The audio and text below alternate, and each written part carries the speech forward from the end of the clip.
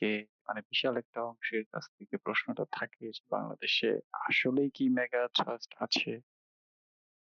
So এটা যাদের geology background আছে তাদের জন্য একটু কানেক্ট করা সহজ হবে। বাট আমি চেষ্টা করব যাদের জিওলজি ব্যাকগ্রাউন্ড নেই, মোস্ট অফ দ্য পিপল যাদের আমি জানি যে জিওলজি ব্যাকগ্রাউন্ড নাই বা ফিজিক্স বা জিওফিজিক্স ব্যাকগ্রাউন্ড নাই।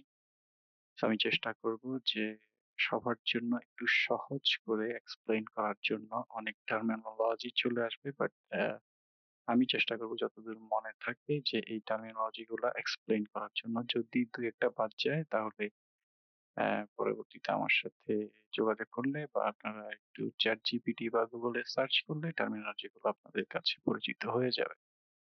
সো মেইন উদ্দেশ্য হচ্ছে যে আমাদের মেগা ট্রাস্ট আছে কিনা। ভূমিকম্প হবে কি হবে না এটা পরে আরেকটা ডিসকাশনে আমরা এটাতে আলাপ করব। বাট মেইন ইম্পর্টেন্ট থিং হচ্ছে যে আমি যেটা একটা বিশাল গ্যাপ দেখতে পাচ্ছি যে আমাদের মেগা ট্রাস্ট এই হাইপোথেসিস বা এই থিওরিটা নন জিওলজিস্টরা তো বুঝেই না। আমাদের অনেক জিওলজিস্টরাই এই হাইপোথেসিস বা থিওরিটা বুঝতে পারছে না এখন পর্যন্ত। সো আমার মেইন উদ্দেশ্য থাকবে আজকে শুধু মেগা ট্রাস্টটা বোঝানো এবং বাংলাদেশে আদৌ মেগা ট্রাস্ট আছে কিনা, কোথায় আছে, এটার প্রসেসটা কিভাবে কাজ করছে, এটার সাথে কি কি এলিমেন্ট জড়িত এগুলোকে আমি এক্সপ্লেইন করার চেষ্টা করব। আর অন্যান্য পৃথিবীর যে অন্যান্য মেগা ট্রাস্ট গুলো আছে, অন্যান্য অ্যাক্টিভ সাবডাকশন জোন গুলাতে যে মেগা ট্রাস্ট গুলো আছে ওগুলোর সাথে আমাদের বেঙ্গল বেসিনের বা বাংলাদেশের মেগা ট্রাস্টটা জিওমেট্রি বা টোটাল এলিমেন্ট গুলোকে কম্পারিজন করার চেষ্টা করব। এখন আমি যেটা করছি যে আমি আইরিস এর ওয়েবসাইটে গেলাম। এখানে 1960 থেকে এ পর্যন্ত যতগুলা ভূমিকম্প আছে সেই ভূমিকম্পগুলা ম্যাপে বা মানচিত্রে আমি প্লট করলাম। তো এগুলা ডেপথ হিসেবে দেয়া আছে। ব্লু আর পার্পল যেগুলো এগুলো শ্যালো, দেন হচ্ছে গ্রিন গুলা হচ্ছে ডিপ বা ইন্টারমিডিয়েট টু ডিপ, আর ইয়েলো যেগুলো এগুলো হচ্ছে খুবই ডিপ আর্থকোয়েক। পার্শাল লেজেন্ডটা দেওয়া আছে, ওখানে আপনারা ডেপথ দেখতে পারেন এবং সাইজ অফ দ্য আর্থকোয়েকস এটাও দেওয়া আছে, এখান থেকে সাইজ দেখতে পারেন। আমি প্রথমে চেষ্টা করি হচ্ছে আমার আজকের টপিক হচ্ছে mega thrust. So mega thrust related seismicity বা আর্থকোয়েক গুলো আমি সর্ট আউট করার চেষ্টা করি। এটার জন্য আমি যেহেতু আমার শিলং প্ল্যাটু বা শিলং মালভূমি আমার এই মেগা থ্রাস্টের অংশ না, সেহেতু আমি চাবো যে শিলং প্ল্যাটুর সাইসমিসিটি বা আর্থকোয়েক গুলা আমি এক্সক্লুড করে দেই। দেন সেগাইং ফল্টের কিছু আর্থকোয়েক আমার এখানে আসবে। সেগাইং ফল্ট যদিও সাবডাকশনের সাথে সরাসরি জড়িত না কিন্তু কিছুটা সম্পর্কযুক্ত। তারপর ইন্দো বার্মার ভূমিকম্পগুলো আসবে, মিজোরাম ত্রিপুরার ভূমিকম্প আসবে, চিটং সিলেট নরসিংদী রূপগঞ্জ এবং আনটিল আমার রংপুর দিনাজপুর বাংলাদেশের টেরিটরিটা যদি ধরি এবং বে অফ বেঙ্গলের কিছু আর্থকোয়েক আমার এখানে আসবে। সো আমার আর্থকোয়েক সর্টিং শেষ। দেন আমি একটা 3D ভিউ নিচ্ছি। এখানে হচ্ছে ডেপথ ওয়াইজ আর্থকোয়েক গুলোকে প্লট করা, যেগুলোকে আমরা ফোকাল ডেপথ বলি। সো আবার বলছি যে এখানে ডেপথ গুলা আপনারা পার্শাল লেজেন্ড দেখে বুঝতে পারবেন। পার্পল আর ব্লু গুলো হচ্ছে শ্যালো আর্থকোয়েকস, দেন গ্রিন গুলো হচ্ছে ইন্টারমিডিয়েট টু ডিপ, আর ইয়েলো গুলো হচ্ছে খুবই ডিপ আর্থকোয়েকস। সো এটা 3D প্লট, এটাকে যদি আমি একটা জিওমেট্রি দেওয়ার চেষ্টা করি তাহলে আমি দেখব যে আমার ওয়েস্ট থেকে ইস্টের দিকে মানে পশ্চিম দিক থেকে পূর্ব দিকে আমার আর্থকোয়েকের ফোকাল ডেপথ বেড়ে যাচ্ছে। এটা আমরা জানি যে আমাদের হালকা একটু ধারণা আছে যে আমাদের প্লেট যেহেতু সাবডাক্ট করছে ইস্টের দিকে, তো সাবডাকশনের জন্য ভূমিকম্পের ফোকাল ডেপথ গুলো আস্তে আস্তে দিকে বেড়ে যাচ্ছে। সো এটা সাবডাকশনের সাথে জড়িত। এখন আমি যদি এটাকে একটা জিওমেট্রি দিয়ে টোটাল যে ফোকাল ডেপথ গুলো এগুলোকে যদি একটা জিওমেট্রি দিয়ে আমি কাভার করার চেষ্টা করি, জাস্ট আমি একটা হিসাব করাবো যে সব ফোকাল ডেপথ গুলো আমার একটা হিসাবের ভিতর থাকবে ফর এক্সাম্পল, তাহলে এই ধরনের একটা জিওমেট্রি আসবে যেটাতে অলমোস্ট সব ফোকাল ডেপথ গুলা আমার আহ, এখানে কভার করেছে। ২-১ টা হয়তো বাদ যাবে। বাট জিওমেট্রি ফিক্স রাখার জন্য আমি ১ টা বা ২ টা আ earthquake যদি আমার বাদ পড়ে, it doesn't matter big. আম তো আমি এটার নিচের একটা জিওমেট্রি পেলাম। আমি যদি চাই যে এটার উপরে সেম টাইপের একটা জিওমেট্রি অবজার্ভ করতে চাই, তাহলে আমি জাস্ট এটাকে কপি পেস্ট করব উপরে এই শেপটাকে। সো এটা হচ্ছে আমার ইয়েলোটা হচ্ছে আমার মাটির নিচের জিওমেট্রি, দেন ব্রাউন বা অরেঞ্জটা হচ্ছে আমার মাটির উপরের জিওমেট্রি। একই জিনিস। তো এই ২ টা জিওমেট্রি হচ্ছে জিওলজিতে কাইন্ড অফ ইম্পোর্টেন্ট সাবডাকশন জোনের জন্য। এটা যেহেতু দেখতে প্রিজমের মতো, ২ টা শেপ, এইজন্য এটাকে জিওলজি ভাষায় আমরা বলি হচ্ছে এক্রেশনারি প্রিজম। নিচেরটা হচ্ছে সাবডাক্টিং প্রিজম আর উপরেরটা হচ্ছে এক্রেশনারি প্রিজম, বিকজ উপরেরটাতে প্রচুর পরিমাণ সেডিমেন্ট জমা হয়। হিউজ thickness of sediments এটাতে জমা হয় সাবডাকশন প্রসেসের জন্য। এটা পৃথিবীর প্রতিটা সাবডাকশন জোনে এই ধরনের প্রিজম হয়। যেটাতে সেডিমেন্ট থাকে সেটাকে বলা হয় একুয়েশনারি প্রিজম। প্রথমে আমি যে সেকশনটা নিলাম এটা আপনারা আগে দেখেছেন যে ডেপথ ওয়াইজ প্লট করলাম ইস্ট ওয়েস্ট বরাবর বাংলাদেশ, মিয়ানমার এবং সাগাইং ফল্ট পর্যন্ত যে ভূমিকম্পগুলো আছে সেগুলোকে আমি এখানে প্লট করলাম। যেটা আগে দেখাচ্ছি ওটার স্ক্রিনশটটা এখানে নেয়া। দেন এটা আমার কি কি জিনিস, আমার সাইসমিসিটি প্লট করলাম, ঠিক আছে, এটাকে আমরা সাবসারফেস ভিউ বলছি। দেন আমি এটা দিয়ে একটা প্রিজম আঁকলাম বা একটা ট্রায়াঙ্গেল আঁকলাম ইনভার্টেড। দেন আমি এটার সাথে রিলেশনশিপ দেখতে পেলাম যে এটা আমাদের ডাউন গোয়িং প্লেটের জন্য হচ্ছে যে জিওমেট্রিটা এখানে ক্রিয়েট হয়েছে সেটা আমাদের প্লেটটা যেহেতু ডাউন গোয়িং নিচের দিকে যাচ্ছে, সো নিচের দিকে যাওয়ার জন্য এই প্লেটটা নিচের দিকে যাওয়ার জন্য আমার এই জিওমেট্রিটা ফর্ম করেছে। তো আমি এটাকে বলবো একটা সাবডাক্টিং প্রিজম। আমরা আগেই প্রিজমের কথা বলেছি, এটা হচ্ছে মাটির নিচের প্রিজম।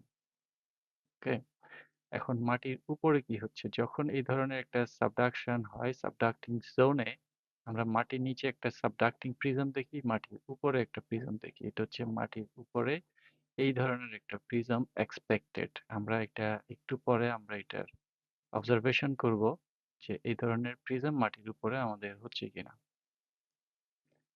তো এটাকে আমরা বলছি সারফেস ভিউ। এটা সাধারণত এই প্রিজমটা আমরা দেখবো কিভাবে, এটার প্রিজমটা আমরা দেখবো টোপোগ্রাফি দেখবো। টোপোগ্রাফি মানে হচ্ছে উঁচু নিচু, হ্যাঁ, এই ধরনের মানে পাহাড় বা মাউন্টেন ক্রিয়েট হচ্ছে কিনা। এই ধরনের প্রিজম হলে পাহাড় বা মাউন্টেন হবে।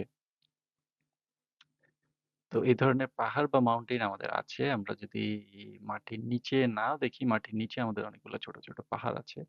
আর মাটির উপরে আমাদের পাহাড়, চিটং এ পাহাড় আছে সীতাকুণ্ড থেকে শুরু, বা ইনফ্যাক্ট আমাদের ফেনী কুমিল্লা থেকে শুরু। তো কুমিল্লা লালমাই পাহাড় থেকে যদি আমরা শুরু করি, চিটং এর পাহাড়, সিলেটের পাহাড়, দেন হচ্ছে আমার মিয়ানমারের যে পাহাড়গুলো আরাকান ইয়োমা যে মাউন্টেন বেল্টটা, সেটা টোটালটা যদি আমি ধরি সাগাইং ফল্ট পর্যন্ত বা সেন্ট্রাল ইন্দো বার্মা বেসিন পর্যন্ত, তাহলে আমাদের এই ধরনের একটা টোপোগ্রাফি দাঁড়াবে। ওকে, এটা হচ্ছে আমাদের এক্রিশনারি প্রিজমের সারফেস ভিউটা।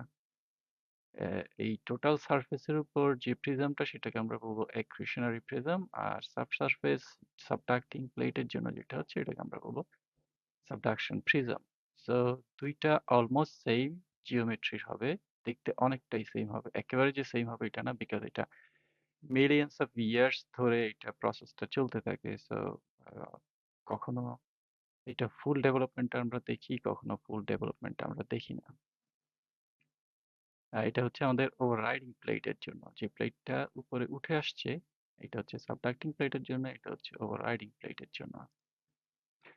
সো ওভাররাইডিং প্লেটের মোশন আর সাবডাকশন প্লেটের মোশন থাকবে ঠিক অপোজিট। সাবডাক্টিং প্লেট নিচের দিকে যাবে, ওভাররাইডিং প্লেট উপরে উঠে আসবে। ঠিক আছে, এটা যেই গতিতে যাবে এটা সেই গতিতে উপরে উঠে আসার চেষ্টা করবে, যেটাকে আমরা নিউটনস এর ল বলি, নিউটনস থার্ড ল, যেটা যে নিউটনস থার্ড ল হিসাবে এটা সেইম মোশনে বা সেইম থিকনেস এইটা ফিল আপ করার চেষ্টা করবে এবং এখানে প্রচুর ফ্রিকশন হবে।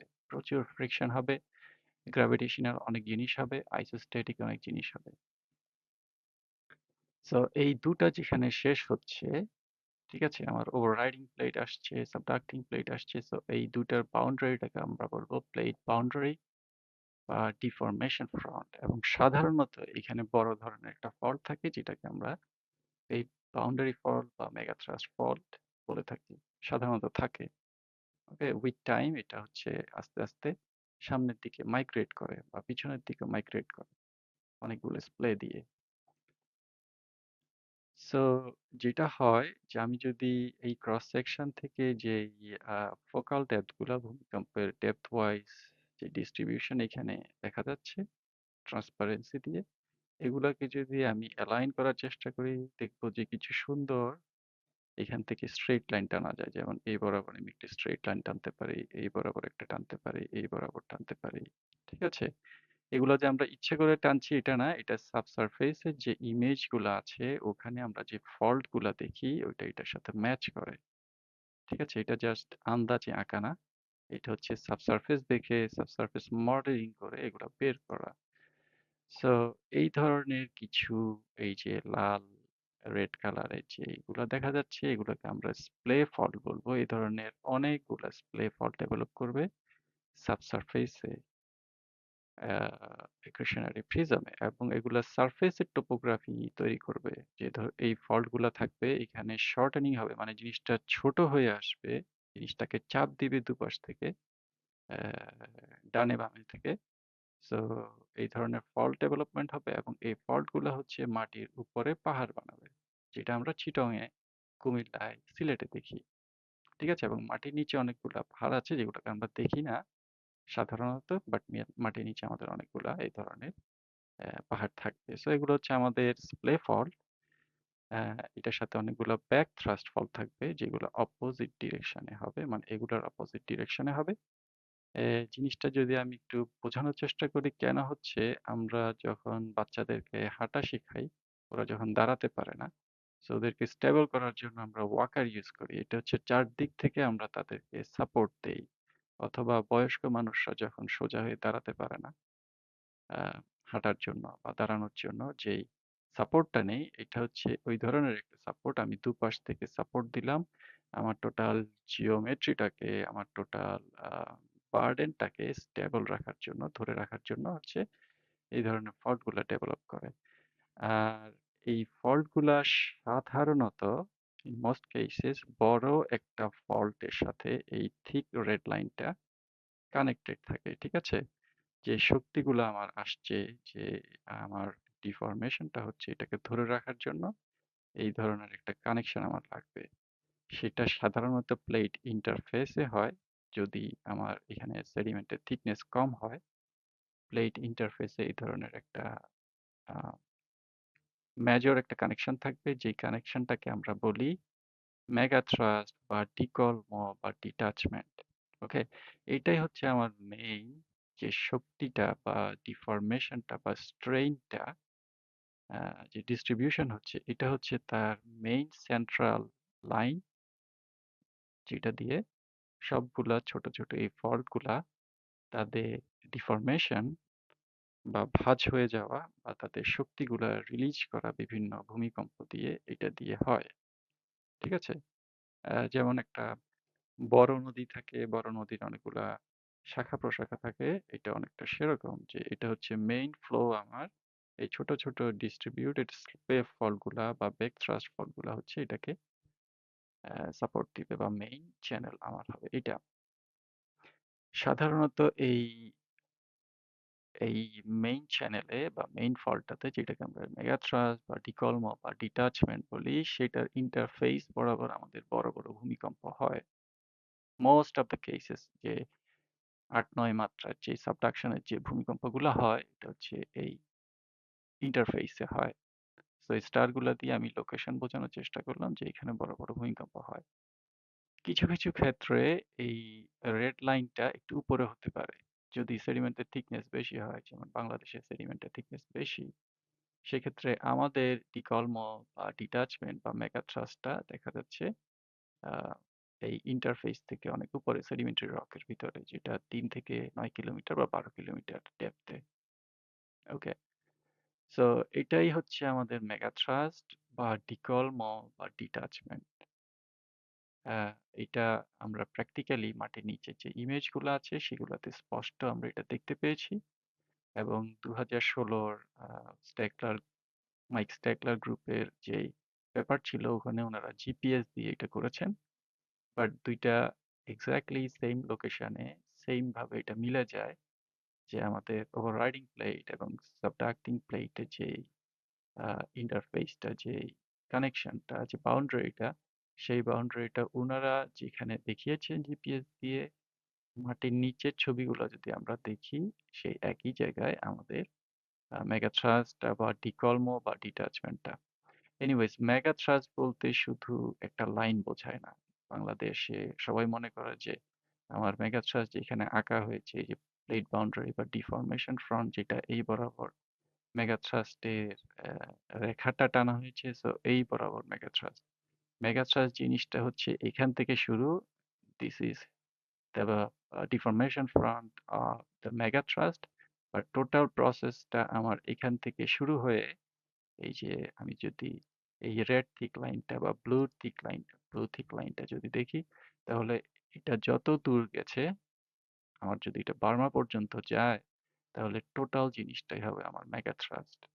ওকে, মেগাথ্রাস্ট হচ্ছে সারফেসের কোনো বিষয় না, এটা মাঝে মাঝে সারফেসে আসতে পারে, নাও আসতে পারে। বাট ইম্পর্টেন্ট থিং হচ্ছে যে মেইন চ্যানেলটা বললাম, সেটাই হচ্ছে আমার মেগাথ্রাস্ট। এটা এই পর্যন্ত কন্টিনিউ করতে পারে, এটা এখান পর্যন্ত কন্টিনিউ করতে পারে, সো এই টোটাল জিনিসটাই হবে আমার মেগাথ্রাস্ট। নট নেসেসারি যে এটা আমার একটা লাইন বাউন্ডারি সারফেসের ভিতর।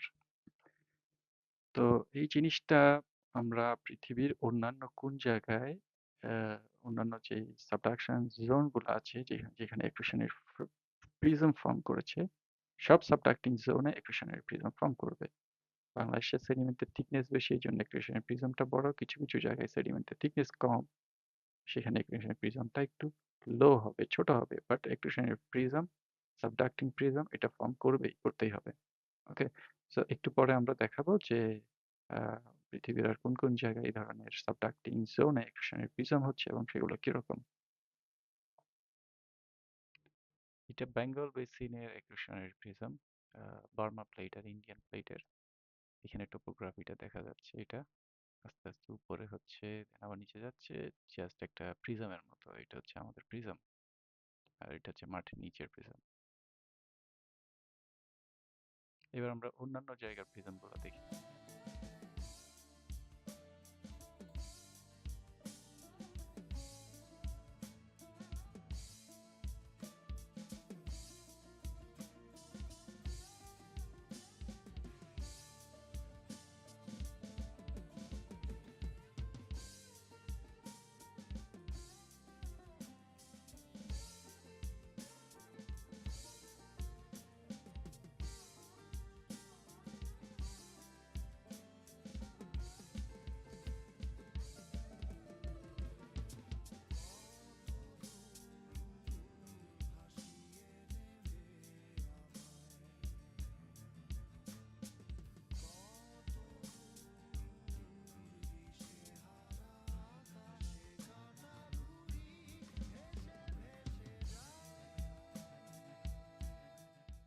সো সবকিছুর কম্প্যারিজন করে, পৃথিবীর বড় বড় সাবডাকশন জোন গুলার একুয়েশনারি প্রিজম কম্প্যারিজন করে দেখলাম যে আমাদেরও একুয়েশনারি প্রিজম আছে, তাদেরও আছে, যেসব জায়গায় ভূমিকম্প হয়।